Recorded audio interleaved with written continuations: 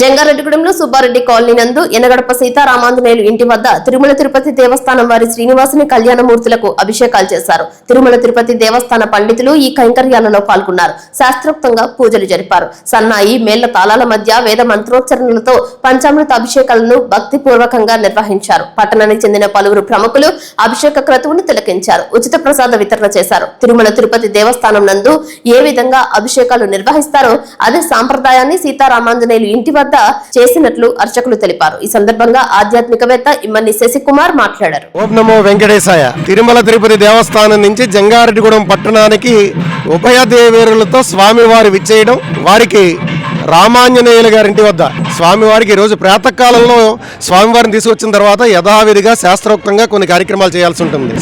అటువంటి కార్యక్రమాలు స్వామివారికి విశేషంగా అభిషేకాలు అర్చనలు నిర్వహించుకుని ఇక్కడి నుంచి మంగళ వాయిద్యాలతో గ్రామోత్సవంగా స్వామివారిని వేదిక వద్దకు తీసుకెళ్లి కళ్యాణోత్సవం చేసుకునేటువంటి శుభధరణ ఆసనం అవుతున్నటువంటి ఈ శుభధరణంలో ఈ ఆనందాన్ని మీ అందరి పంచుకునే భాగ్యం కలిగింది. జై శ్రీమన్నారాయణ. జంగారెడ్డిగూడెం పట్టణానికి ఒక అద్భుతమైనటువంటి శోభ, ఆనందకరమైనటువంటి విషయం ఎప్పుడో 12 సంవత్సరాల క్రితం జరిగింది అని చెబుతున్నారు స్వామివారి కళ్యాణం.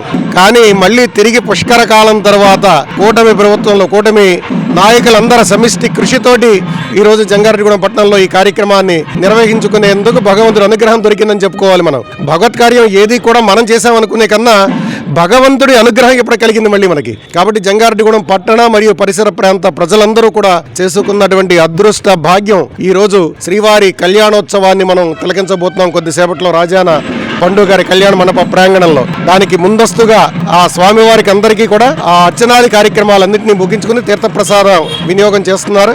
భక్తులందరూ కూడా తీర్థప్రసాదాలు తీసుకున్న తర్వాత ప్రాంగణంలో జరిగేటువంటి కళ్యాణోత్సవానికి విచ్చేసి స్వామివారి కళ్యాణోత్సవాన్ని కనులారా తిలకించి, మనం పెద్ద తిరుపతి వెళ్తే స్వామివారి దర్శనమే దొరుకుతుందేమో మనకి, కానీ అలాంటి మనకి ఆ కళ్యాణ భాగ్యాన్ని కూడా చూపించే ఉద్దేశంతో స్వామివారే సాక్షాత్తు జంగారెడ్డిగూడెం పట్టణానికి రావడం, ఈ రోజు కళ్యాణోత్సవానికి మనందరం కూడా తిలకించడానికి సిద్ధం కావడం మన అదృష్టంగా భావిస్తూ భక్తులందరూ కూడా విచ్చేసి స్వామివారి కళ్యాణోత్సవాన్ని తిలకించి తీర్థ ప్రసాదాలు స్వీకరించి ధన్యులు కావాల్సిందిగా సభక్తి పూర్వకంగా మరొక్కసారి మీ అందరికీ తెలియజేస్తూ ఆ శ్రీవారి ఆశీస్సులు ఈ పట్టణం మీద, పట్టణంలో ఉండేటువంటి ప్రజల మీద, ఈ పరిసర ప్రాంతాల్లో ఉన్నటువంటి ప్రతి ఒక్కరి మీద ఉండాలని మనస్ఫూర్తిగా కోరుకుంటూ జై శ్రీమన్నారాయణ.